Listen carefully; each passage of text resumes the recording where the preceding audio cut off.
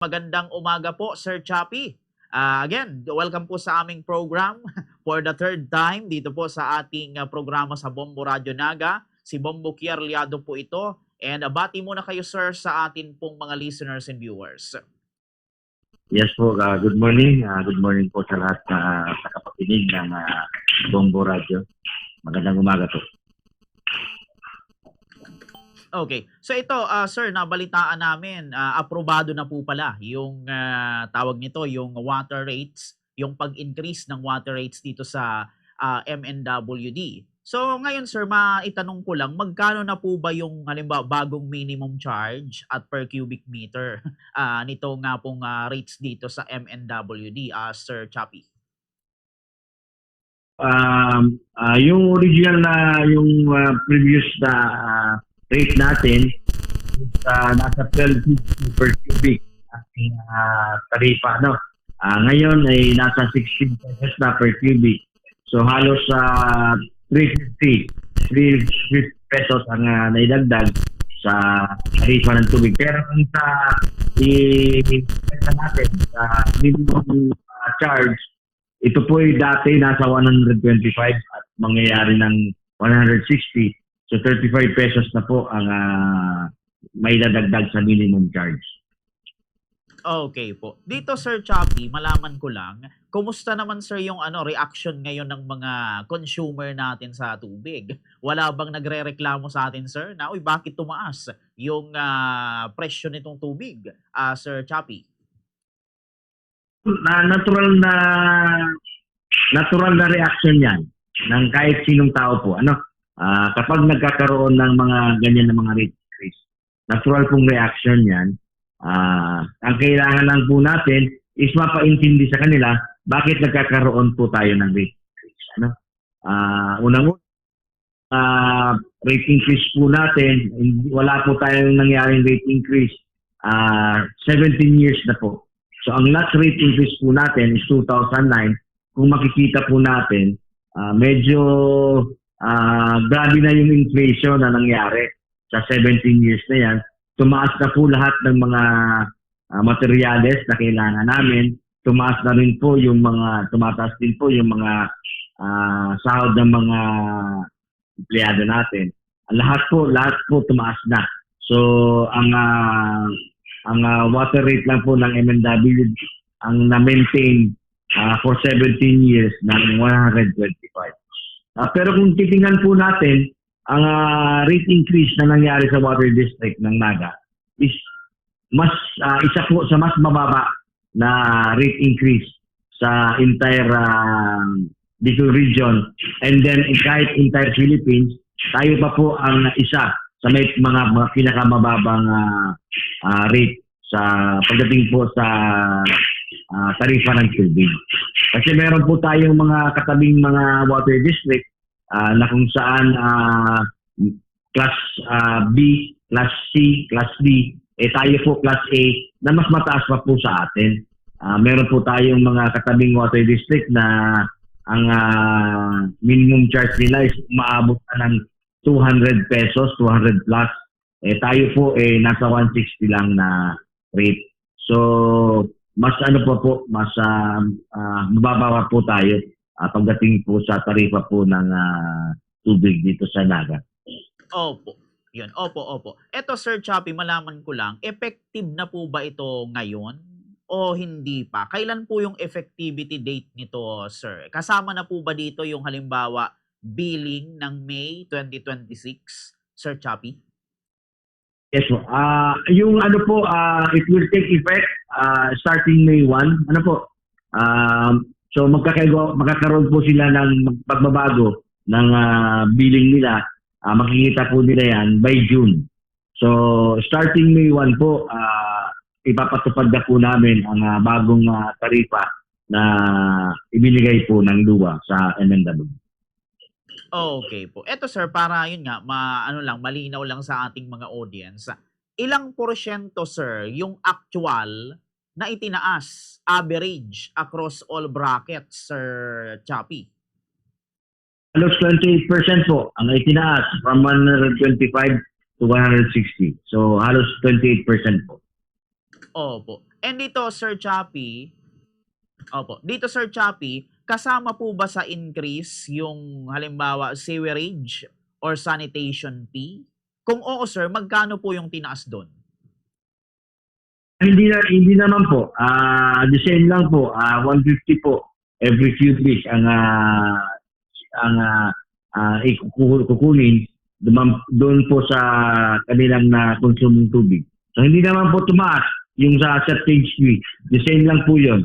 Wala pong movement doon, kundi yung water rates lang po ang tumaas. Opo, iyon. Doon sir sa mga sa mga hindi kumbinsido doon sa mga tumututol dito sa ano natin, sa yun nga, sa pagtaas nitong o yung rates natin sa tubig.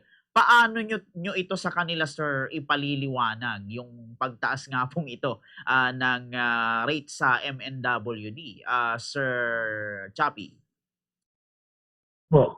Ito po kasing water rate na to na ating in-apply sa LUA.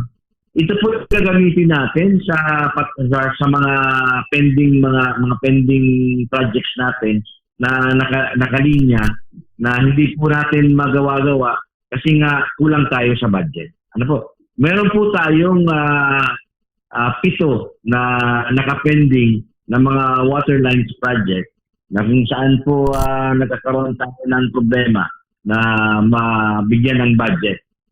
But last year, meron po tayong 4. So all in all, 11 projects po to, 4 lang po ang nalagyan natin ng budget.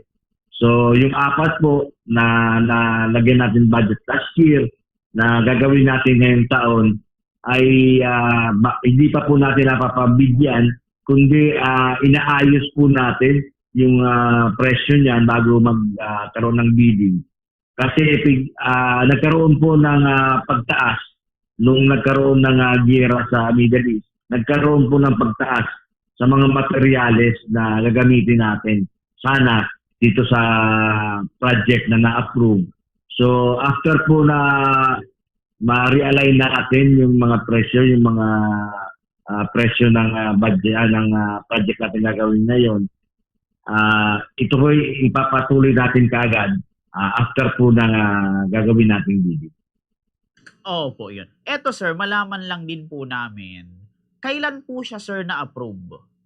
Kailan po na-approve ng MNWD board at kailan nag-issue ng Certificate of Conformance yung LUA, Sir Chappy? Parang ano lang po, ngayong April lang. April lang po na receive yung approval po ng LUA. And then meron pa po tayong bago po ipatupad ang rate increase. Kailangan po nating magkaroon ng hosting sa lahat ng barangay na under po ng MNWD bago pa man po natin ipatupad itong rate increase na ito. So siguro po mga estimate ko mga isang buwan bago po tayo mag-implement ng rate increase, i-implement ito. Kailangan po natin na ma-inform muna yung mga customers natin by posting sa mga barangay sila. Opo, iyon. Eto, Sir Chappy, para ma-educate lang yung ating mga audience, under PD 198 o yung LUA rules, ano po ba sir yung main conditions bago makapagtaas ng rates ang halimbawa ang mga district ng ang mga water district? Sa tingin niyo sir, na-meet niyo po ba lahat ng mga conditions if ever, Sir Chappy? Kasi pag hindi po na-meet ng water district ang mga conditions na inihingi ng LUA, ito po hindi naman maaprubahan. Ano po? Ang isa po dito nga requirements is kailangan magkaroon ng public hearing. Na nung in-apply po natin ito, rini-apply po natin ito nung 2022, 2023, nagkaroon po tayo ng public hearing na ginawa. Para po maipasa natin sa LUA yung requirements na hinihingi nila na magkaroon ng public hearing. Para po pa sa kagawan ng lahat na nakikita. Ano po? yung rate increase na ito ay 17 years in the making. Ano? Kasi last na rate increase po natin is 2009 pa. So 17 years po ang lumipas bago po tayo na-approve ulit ng rate increase. But from 2009, meron po tayong from 2009-2019, meron po tayong in-apply noon na rate increase na na-approve po noong 2019. Pero hindi po natin in-implement. Bakit po natin hindi in-implement yung 2019 rate increase? Kasi po pumasok na yung COVID-19 pandemic. So, wrong timing naman na mag-implement tayo ng rate increase na meron tayong pandemic. So, dinefer po namin muna yon, hindi po namin in-implement. Kaya by 2022, nag-reapply po tayo nung pumasok po si Sir Gina Mongoso, nag-reapply po tayo ng rate increase at nagkaroon po tayo ng public hearing 2023 at ipinasa po natin yung lahat ng requirements na hinihingi ng luwa. Kaya po na-approve yung rate increase natin ngayong taon. Okay po 'yun. Eto, sir, last na lang na question regarding dito sa pagtaas ng ng rates. Kung may mag-file ng opposition ngayon, sir, mapipigilan pa ba ito? Mai-stop pa ba ito yung implementation na, sir, o nito sir, or final na talaga, Sir Chappy? Sa tingin ko hindi na po. Kasi final na po ito na